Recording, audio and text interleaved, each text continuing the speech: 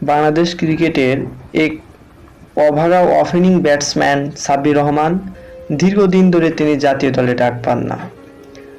বর্তমানে তিনি ইংলিশ ঘরোয়া লিগে খেলে থাকেন। আজ ঘরোয়া লিগে তিনি ডাবল সেঞ্চুরি করেছেন, যেখানে তার স্ট্রাইক রেট ছিল 198। তিনি 101টি বল খেলে 200টি রান করেছেন, যেখানে তিনি 12টি ছক্কা এবং 17টি চার মেরেছেন।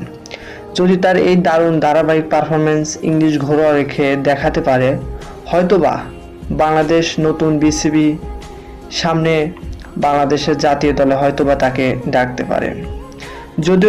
যদিও তাকে আমরা দীর্ঘদিন বাংলাদেশের জাতীয় দলে জার্সির হয়ে খেলতে দেখেছি, তিনি দারুণ পারফরম্যান্স করেছেন। হয়তোবা মধ্যে কিছুদিন খারাপ খেলেছে বর্তমানে, যে কারণে তাকে ডাকা হয় না।